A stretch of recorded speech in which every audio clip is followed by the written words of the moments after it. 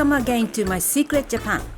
In this third episode, we are traveling deep into the Japan Alps. First, we visit Japan's oldest 5-tier castle in the gateway town to Japan Alps, Matsumoto. Then we contrast two fabulous ryokans. The first, a beautiful traditional building. The second, an upmarket design icon. We'll show you why the food and bathing in these unique hot springs are so important. Yum yum! We discover the creme de la creme of Japanese street food in classy Takayama and taste wagyu lovers' favorite Hida wagyu in the town's most expensive restaurant. Shirakawago. We join the crowd at the snowy Shirakawago UNESCO World Heritage Site during this very special week. And finally, we'll show you a hot spring where you can bathe with the monkeys. This is my secret.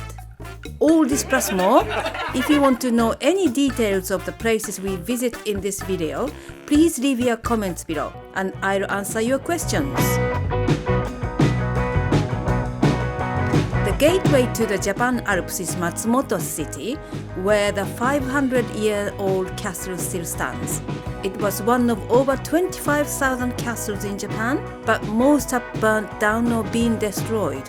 Around 200 of them remain, but only 12 have their watchtower intact. Matsumoto Castle is one of them. My only weapon on this steep climb was my handbag. But the way to the top of the castle was still quite a challenge. The steep stairs were an important part of the defense of this beautifully restored castle. They got steeper towards the top level, where the regional ruler, daimyo, could keep himself safe from invaders during the samurai wars. My steep retreat from the 5th floor was an even greater challenge. Many of Japan's best restaurants and bars are very discreet, hidden down narrow streets and alleyways. Don't be afraid to explore. After a delicious Korean barbecue with friends, we found a bar, ordered our sake, and immediately we felt like we were locals. Japanese sake you can't pour yourself. By the way, sake's etiquette is that you don't pour your own drink yourself. You should leave that to your friends. You might think Japanese are shy people, but start a conversation and you'll soon know everyone in the bar. These cool mates were such a laugh and were great company for the rest of the night. All you need to do to really enjoy an evening out in Japan is to engage the locals. Language is no barrier. Just start with, "Hi, I'm Reiko." Next day, we head into the snowy mountains, and in the narrow street of Shibu Onsen, we discover the historical Ryokan, Kanaguya, deemed a national asset in 2003. Leave your snowy boots at the front door, find a pair of slippers, and I'll show you why. This building was built about 80 years ago. The owner at that time gathered all skillful carpenters from all over Japan, then asked them to mix and match the different style. The result is, look, such a wonderfully playful and beautiful place to be. This is a Ryokan, typical traditional Japanese hotel. When you come in, there's a table like this, lower table, and a mat to sit on. And then this is yukata. You change to yukata as soon as you come in. You can wear it in the room or outside the room. And if you're lucky, you've got a sitting area like this and the toilet. But what you don't have is a bed. While you're having dinner, the staff will come and put the table aside and lay the futon for you. Not having a bed to collapse on after a day's sightseeing and sleeping on the floor in snuggly futons is something you'll soon get used to. It is all a part of the charm of these unique and traditional ryokan. Everything in this ryokan is so special. From the skillfully laid floors to the elaborate ceilings and the 80-year-old original rambling wooden corridors, making every step an adventure. I lost my way too many times.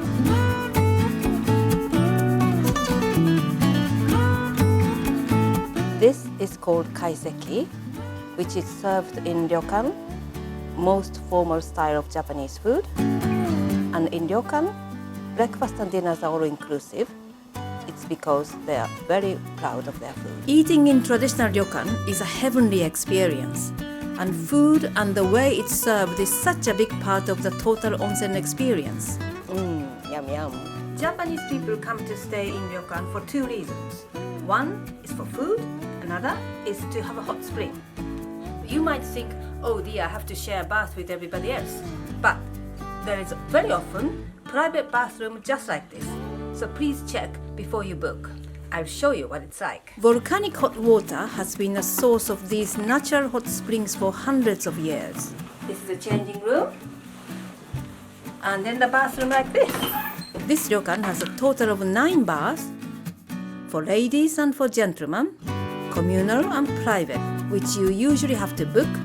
And they also have an outdoor bath. Etiquette of hot springs is that before getting into the water, you wash yourself thoroughly. Then cover yourself with a small towel, but don't put the towel into the water as it's now not clean. Instead, just stick it on your head. It may not be the greatest fashion statement, but it's a tradition. In the mixed bath, of course, no peeking. A short train ride away from Shibu Onsen is the hot springs town of Gero, renowned in Japan for the quality of its water. I was excited to arrive at this fabulous location and breathe in the beautiful fresh air. This is a ryokan with a modern twist, with a spacious Japanese-style sitting room, with a fabulous view of Gero hot spring where people come for the top hot spring, and the Western-style sitting room, separate bedroom where we don't have to wait for the futon to be laid out, and a beautiful bathroom with a wooden tub. This ryokan, Shogetsu, sits on top of the hill in Gero with panoramic views of the town. The building is a mix of traditional and modern architecture in the most sophisticated and charming way.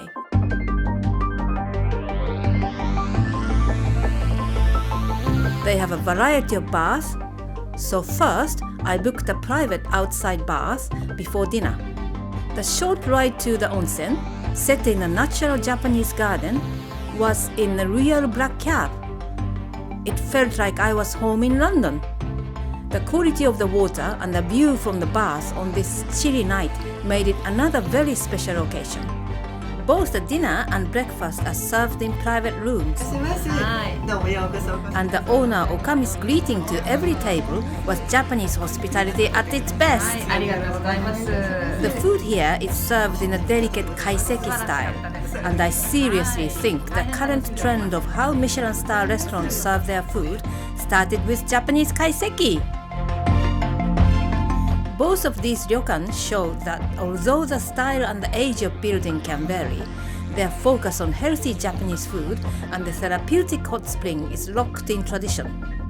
They are a very special part of Japanese life that I have enjoyed since my childhood, and now an experience every visitor to Japan can enjoy. Japanese food is a phenomenon, as lots of you may know, and the street food is no exception.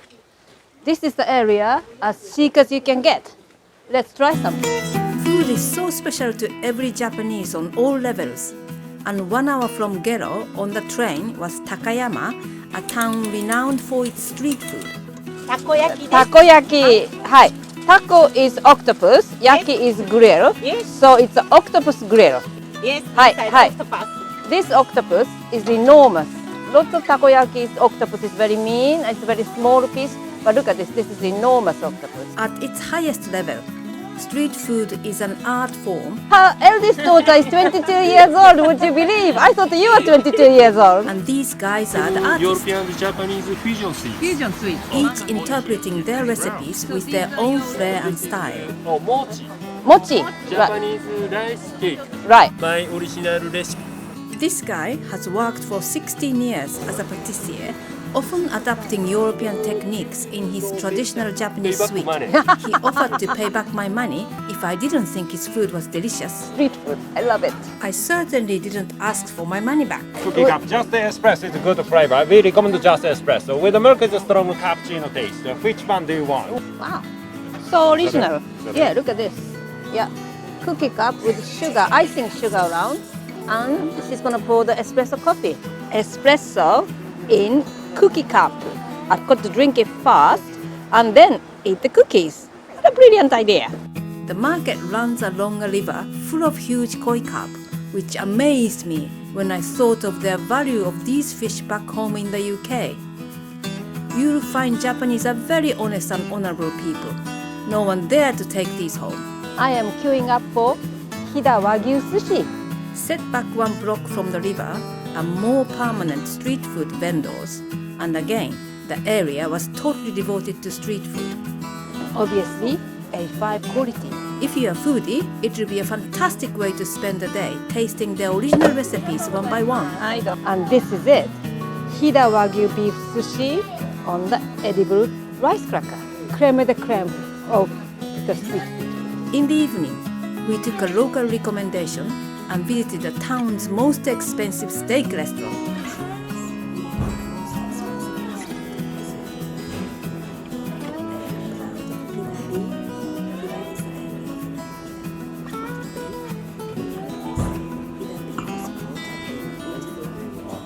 The world-famous wagyu beef is not cheap even in Japan. 250-gram A5 steak is well over 100 pounds. Please check my episode 1 for wagyu's detail.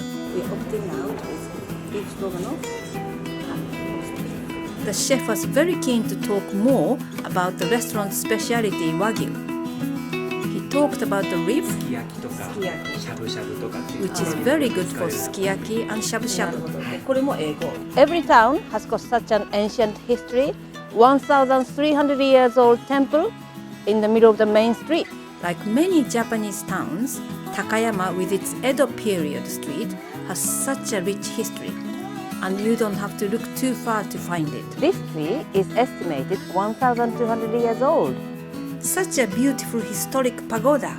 1,300 years old rock with a water tap. I was so curious, how come so many houses, almost whole village, such houses were kept? A very old woman I met in a village told me that the story that one man had a thinking that when people started to destroy one or two houses, he thought it's such a pity. Then he got the heritage stamp from the county so that people here couldn't break their house down. So people started to come and see the village slowly, and then many years later, UNESCO heritage. This is the World UNESCO Heritage Site, Shirakawago. Many years ago, people in mountain villages in Japan lived in thatched houses, but majority of them are long gone. This is one of our highlights, secret of our trip, Shirakawago, deep into Japan Alps. Shirakawago is a mountain village which preserves these unique gassho-style gabled houses, just like 200 years ago. Few weeks in the middle of the winter, whole place lights up. These specially shaped thatched roofs are strong enough to protect the houses from the massive weight of the deep winter snow, keeping them warm in winter and cool in the hot summer. Unusually, the first snowfall for the year was only a week before our visit, which may have had something to do with the large crowds on this busy Sunday. Usually at this time of year, the snow is much deeper. If you're lucky, you can stay overnight during this limited time when the village is illuminated. But there are only a few guest houses and only 20 bedrooms altogether in Shirakawago. Try to book early. Check out the information on the official site below. Shirakawago is a great place for photography and big destination for weddings. I'm sure the lady in red will cherish the memories of her wedding in this most romantic village. This is an utterly magical destination. If there is a Harry Potter world in Japan, this must be it. Staying in the snow, I returned again to visit one of Japan's favorite tourist attractions. This is my secret. This is the bed and breakfast, so close to the monkey having a hot spring. And this place, you can have a hot spring with the monkeys. The only way to get to the monkey park and our secret onsen is via 40 minutes walk. On our original trip, we did the walk in the snowy moonlight, armed only with a tiny torch, which made the trip an exciting and unexpected adventure. After our evening meal that night, we took a bath outside the snow. It was minus 10 degrees, and as my eyes adjusted to the darkness, I realized I wasn't alone in the water. The local monkeys had the same idea. What a surprise! After breakfast the following day, my daughters and I plunged in again. And again, we weren't alone. The monkeys sat so comfortably in the hot water with us, as if we were family. What an experience! And there were monkeys all around the ryokan in fresh snow, and not a tourist to be seen. A few hundred meters from the onsen is the park entrance, and admission is around 800 yen. So this is the world famous, only one place in the world, monkeys having a hot spring. This is where most of the monkeys take a dip in front of the tourists. It is a great opportunity for photographers and a unique experience for visitors. Unlike our original trip, this time not many of the monkeys were in the water. It was a sunny day, and evidently the monkeys have hot spring bath only when they feel cold. They're a little bit too busy today. None of them are in the hot water because they're making love all day long out here.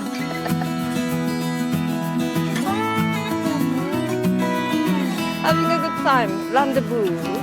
I'm sure they're all lovely couples. I hope you enjoyed this episode of My Secret of Japan. The fourth episode, we will head to Foodie Nagoya and uncover the secrets of a couple of great restaurants and their efforts to make their dishes so special. Please thumbs up if you enjoyed, and please subscribe. See you soon!